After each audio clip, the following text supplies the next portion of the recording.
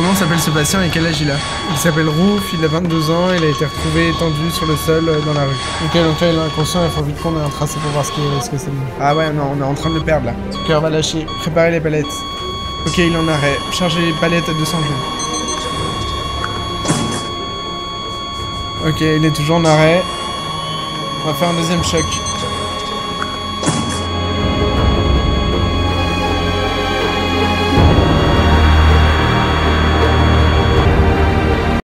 Ce genre de scène, on le retrouve dans de nombreux films. Mais est-ce que vous avez repéré l'erreur classique que l'on retrouve également régulièrement à l'écran? Venez, on passe dans mon studio et je vous explique.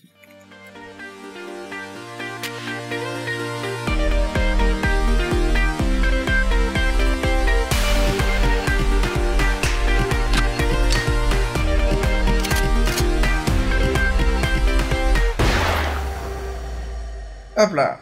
Revenons sur la scène que nous venons de voir. Je me mets devant mon ordi et pas devant mon décor parce que je vais vous montrer un extrait d'une série tout à l'heure pour illustrer ce que j'ai voulu vous montrer au début. Mais on va se servir de cette petite scénette avec notre patient Rouf comme base pour cette vidéo. Le patient Rouf fait donc un arrêt cardio-respiratoire. On pourrait parler tout de suite du fait que, comme dans de nombreux films, Rouf ne va pas recevoir de massage cardiaque, mais il va tout de suite subir un choc électrique, sans doute parce que c'est plus impressionnant pour le téléspectateur. Le problème, c'est que c'est pas logique, parce qu'une défibrillation va, dans le meilleur des cas, relancer le cœur, mais en attendant que la défibrillation arrive, le cœur ne bat plus. L'oxygène n'est donc plus distribué au sein de l'organisme, il est donc impératif de débuter le plus rapidement possible des compressions thoraciques couplées avec des insufflations, pour à la fois administrer de l'oxygène et faire circuler le sang pour ainsi distribuer cet oxygène aux différents organes. C'est pas le sujet principal de cette vidéo parce qu'on va vraiment s'intéresser au choc électrique, mais c'est important de faire passer un message parce que le citoyen lambda qui regarde les séries va penser que seuls les chocs électriques vont pouvoir sauver une victime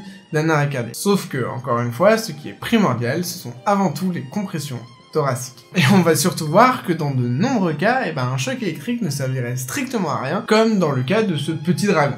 Un arrêt cardiaque est diagnostiqué par une inconscience associée à une absence de respiration spontanée et une absence de pouls centraux. Une fois que le diagnostic est posé, on va débuter la réanimation cardio-pulmonaire et brancher le patient à un scope afin d'analyser son électrocardiogramme pour déterminer son type d'arrêt cardiaque. Ça, c'est la réalité à l'hôpital. Si cette scène se produit dans la rue et que les secours ne sont pas immédiatement sur place, un citoyen va relier la victime à un défibrillateur semi-automatique qui ne va justement pas forcément délivrer de choc électrique. J'y reviendrai tout à l'heure. Et donc oui, contrairement à ce qu'on voit dans les films, il n'y a pas un seul type d'arrêt cardiaque, mais bien plusieurs. Et la différence va se voir au niveau du tracé de l'électrocardiogramme. L'électrocardiogramme représente l'activité électrique cardiaque. Si tu veux en savoir plus, j'ai fait une vidéo complète sur le sujet que vous pourrez retrouver sur mon Instagram. Elle est accessible à tout le monde, tu n'es pas obligé d'être professionnel ou étudiant dans la santé pour la comprendre. On va distinguer 5 types d'arrêt cardiaque différents. Quand je dis différents, je parle de l'activité électrique qui ne sera pas la même dans chacun des types d'arrêt cardiaque que nous allons voir. Attends, mais tu viens de nous dire que la victime est en arrêt cardiaque, son cœur ne bat plus, il n'y a donc plus d'activité électrique. Eh bah si. Il va y avoir, dans 4 des 5 types d'arrêt cardiaque, une activité électrique résiduelle.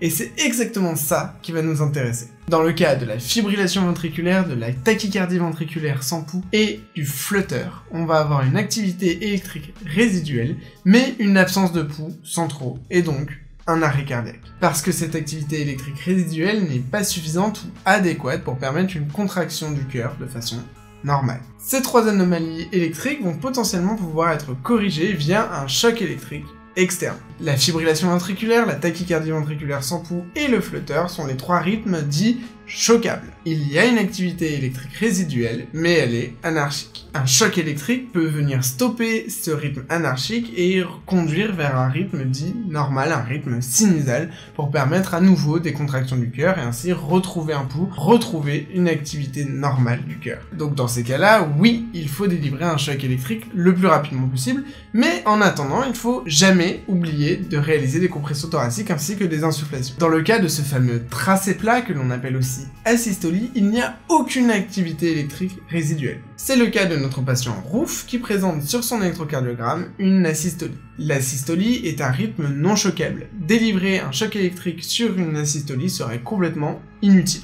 Lors de la défibrillation, on ne cherche pas à recharger le cœur en électricité, Ça fonctionne pas comme ça. L'intérêt de la défibrillation, comme je vous l'ai dit, c'est de transformer un rythme anarchique en rythme physiologique, donc sinusal. Sauf que quand il n'y a plus de tracé du tout, bah ça sert à rien. Dans le cas de Roof, il faudra lui injecter de l'adrénaline et croiser les doigts pour que son petit cœur de dragon reprenne une activité électrique, qui ne sera pas forcément physiologique du premier coup. Grâce à l'adrénaline, la victime peut reprendre une activité électrique, mais qui sera dans un premier temps anarchique, et là, dans ces cas-là, effectivement, il faudra délivrer un choc électrique. Mais jamais en cas d'asystolie.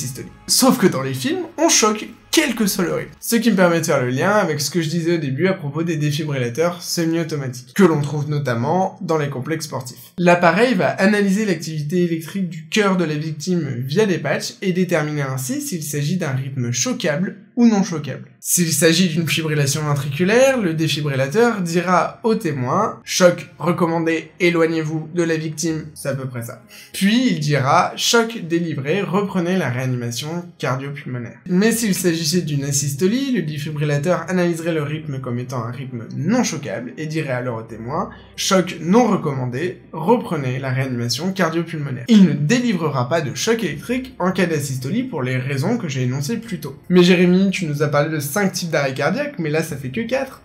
Effectivement. Mais c'est volontaire parce que le dernier rythme est un petit peu spécial et piégeux. Il rejoint la famille des rythmes dits non choquables et il s'agit de la dissociation électromécanique. Et ce rythme ressemble complètement à un signal électrique d'un cœur normal, à la différence que la victime n'a pas de pouls. En gros, le cœur aura une activité électrique quasi normale sur le papier, mais il ne se contractera quasiment pas, ne permettant pas un débit cardiaque suffisant. Il s'agit donc d'un arrêt cardiaque. Est-ce que vous avez compris pourquoi ce 5e rythme n'est pas choquable? L'activité électrique du cœur, dans ces cas-là, est tout à fait normale. Le problème vient d'ailleurs, un choc électrique ne viendrait donc pas du tout résoudre le problème. Dans ce cas-là, les défibrillateurs semi-automatiques ne délivreraient pas de choc. Et voilà, on met en lumière une erreur que l'on retrouve dans plein de séries et films différents, et notamment dans l'excellente série espagnole Après toi, le chaos, dont nous allons regarder tout de suite un extrait qui ressemble carrément à ce que je vous ai montré au début avec Roof.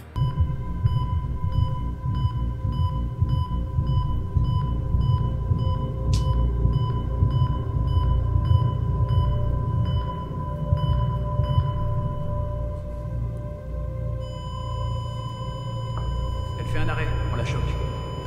Les palettes. On dégage, Chargé. Ouais. On dégage. Donc il y a absolument tout ce que j'ai dit et tout ce que j'ai illustré aussi avec Roof en début de vidéo, c'est-à-dire que la personne fait un arrêt cardiaque, elle ne reçoit à aucun moment de compression thoracique ni d'insufflation, on voit clairement sur le scope un tracé qui est plat, il s'agit d'une asystolie, donc d'un rythme non choquable, et pourtant ils vont tout de suite appliquer les patchs, les palettes du défibrillateur, et délivrer un choc qui ne servirait absolument à rien sur une victime en asystolie. Voilà, on a fait le tour de la question, j'espère que cette vidéo vous aura plu. Je ferai d'ici quelques jours un petit réel de 30 secondes du coup, pour différencier un rythme choquable d'un rythme non choquable.